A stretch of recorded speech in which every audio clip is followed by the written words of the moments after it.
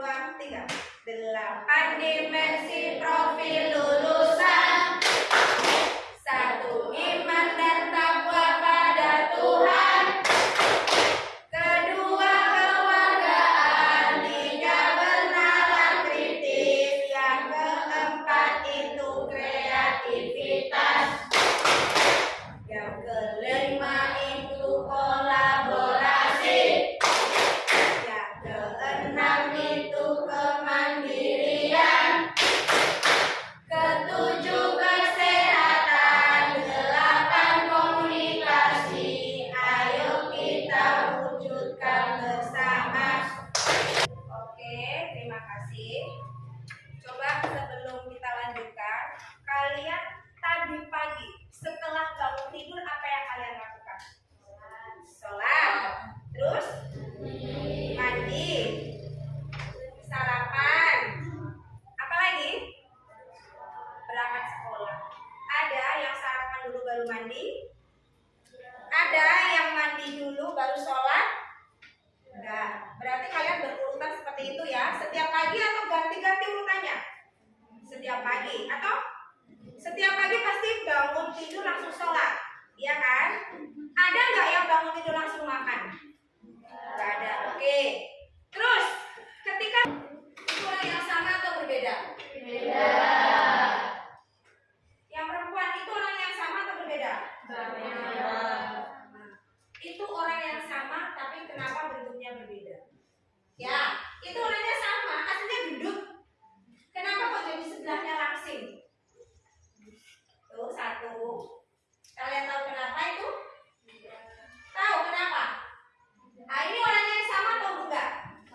Orang yang sama, tempatnya sama atau berbeda kira-kira?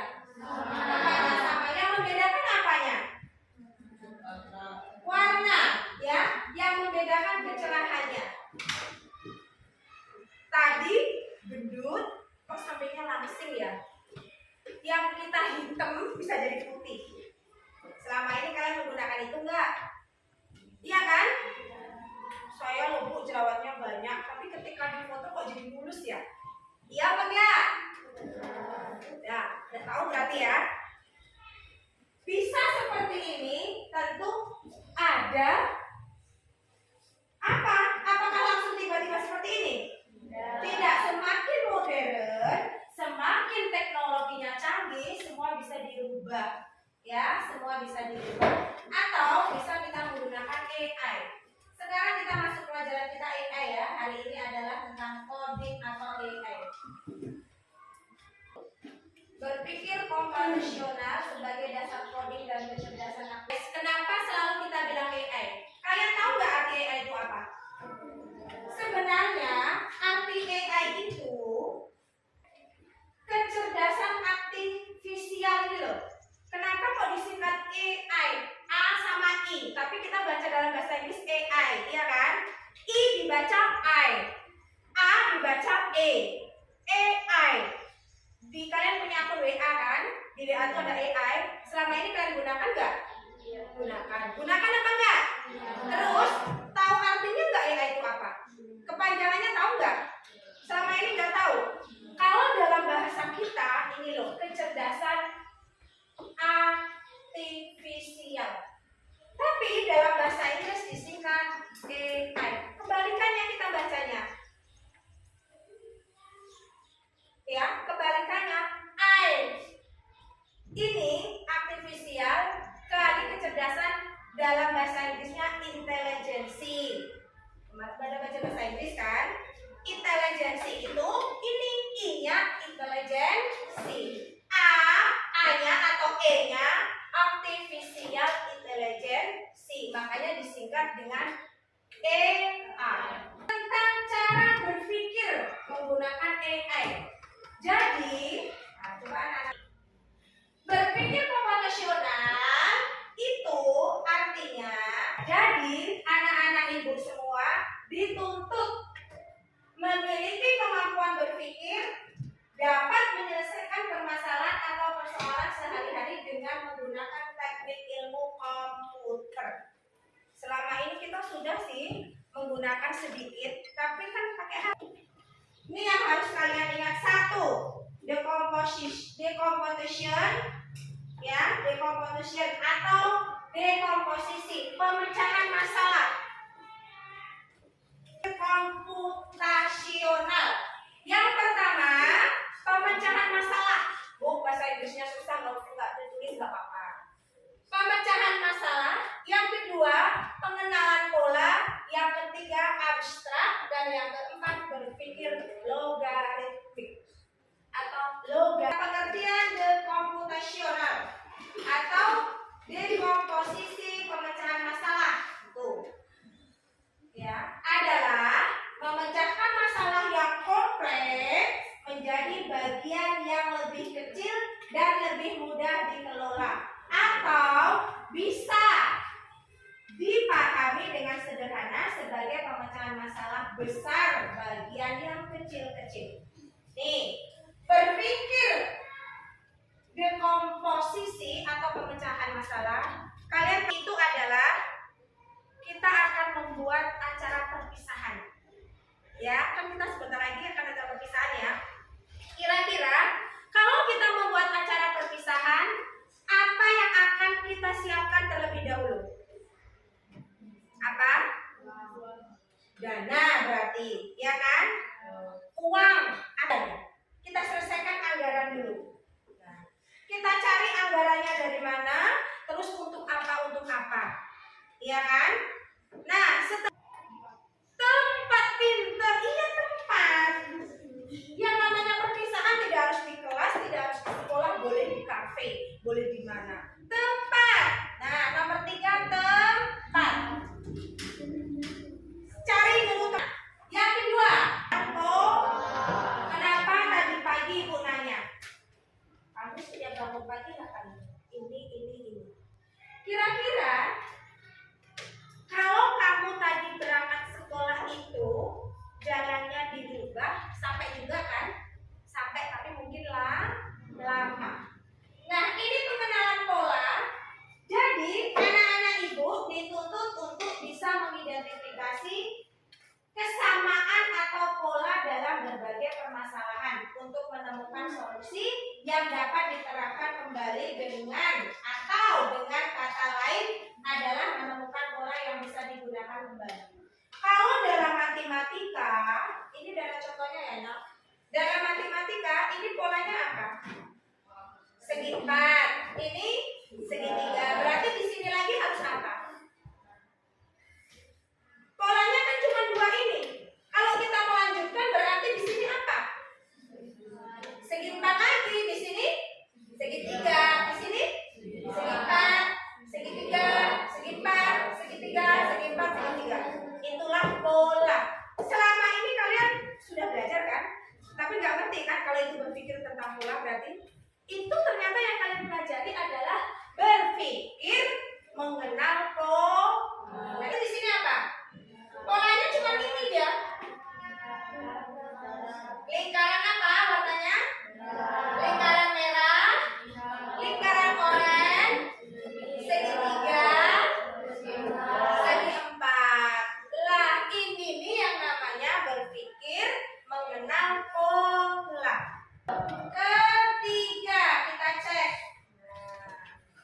Kalau kita berpikir pola angka, yuk itu. Coba setelah itu angka berapa? Ayo. Ini pola angka loh ya, Nak. Lanjutkan coba. Pola angka 2, 4, 6, 8. Berarti berapa di sini? Berapa dulu? Iya. Kan 2, 4, 6, 8 berarti 10, 12, 14. Berikutnya 6, 10, langsung 14, 18. Setelah itu berapa? Ayo, ini pola berapa ini? Berarti setelah 18 berapa? 22. Setelah 22 26. Setelah 26 30. Paham? Paham?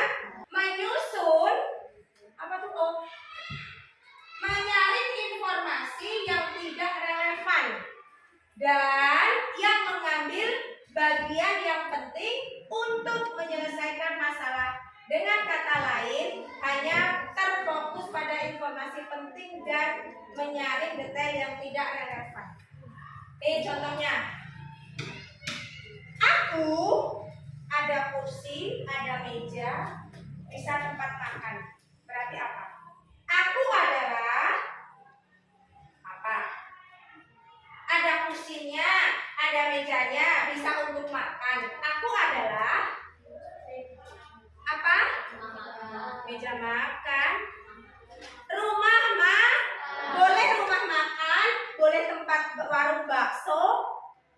Makanya kan ibu bilang kita pakai nalar. Contoh yang kedua, aku runcing, bisa untuk menulis. Aku adalah pensil boleh, pena boleh, spidol boleh. Yang jelas, kalau aku tajam bisa untuk memotong. Gunting. Selain gunting apa lagi? Pisau. Selain pisau apa lagi? Parang. Dodos. Terserah. Nah, inilah yang disebut berpikir abstraksi. Berpikir yang berapa lagi? Yang keempat. Berpikir algoritmik thinking atau berpikir algoritmik. Nah, berpikir algoritmik yaitu menyusun langkah-langkah instruksi ataupun prosedur yang sistematis untuk diselesaikan. Nih, contohnya tadi.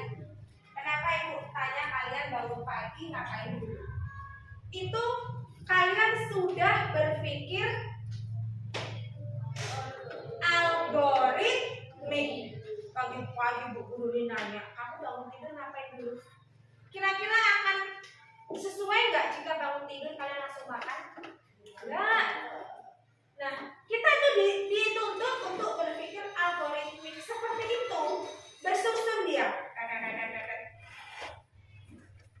Sampai di sekolah, begini. Sampai di sekolah, tiba-tiba kamu langsung istirahat atau masuk dulu? Kalau istirahat dulu gimana? Apa yang akan terjadi? Gagal nggak belajarnya? Nah, jadi kalau kita tidak bisa berpikir algoritmik, semua rencana itu akan gagal, tidak sesuai. Baju contohnya. Kira-kira kalau mencuci baju, apa dulu yang kita lakukan? Cari baju kotor dulu, ya kan? Gak mungkin semua baju dicuci, mana tuh bersih. Baju kotor. Nah, setelah dikumpulkan baju kotor, diapain lagi? Diapain? Nah, kalau mencuci nggak tahu kan nggak pernah mencuci ya. Coba mencuci yang perempuan. Nah, mencuci itu gimana pertama? Satu, yang keras dari suaranya.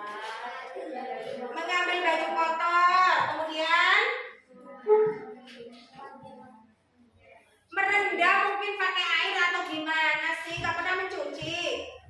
Kaos kaki pun nggak pernah mencuci kalian? Direndam dulu. Kira-kira kalau merendam itu kasih apa ya? Nah, kasih sabun, direndam. Setelah direndam diapain? Digosok. Kalau pakai mesin cuci berarti digiling, diputer mesin cucinya, jangan dibiarkan doang ya. Nah, setelah itu langsung dikeringkan,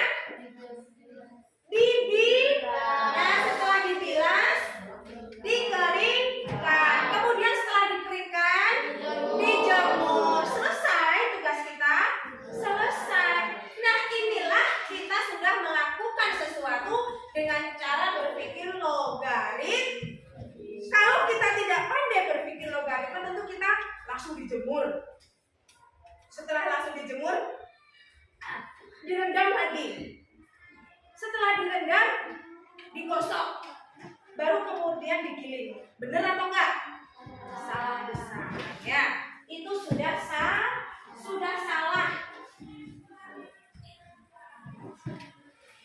Oke.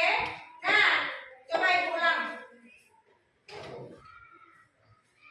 Yang kita pelajari hari ini ada 4 prinsip berpikir. Yang pertama apa?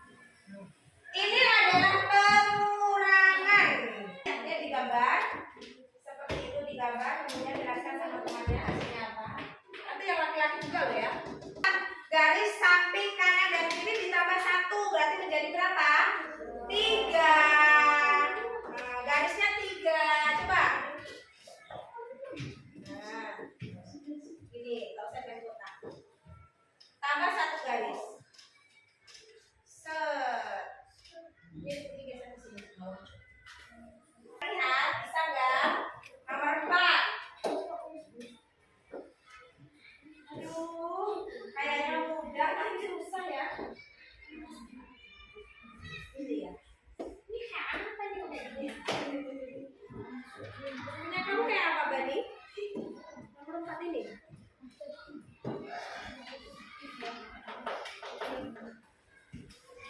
Benar? Benar atau enggak? Benar. Iya. Yang diambil sudut-sudut 4 kanan kiri atas bawah loh ya, Azril ya. Oke, benar. Berarti tepuk tangan. Manfaat kita bisa menguasai 4 prinsip berpikir tadi adalah 1, membantu menyelesaikan masalah dengan lebih mudah. Coba restu, Raka restu ya. Coba masalah perpisahan tadi. Kalau nggak kita pecahkan dari yang separuh-separuh dan terstruktur. Terstruktur tahu? Terstruktur tahu nggak? Berurutan. Coba kata kunci terstruktur itu berurutan.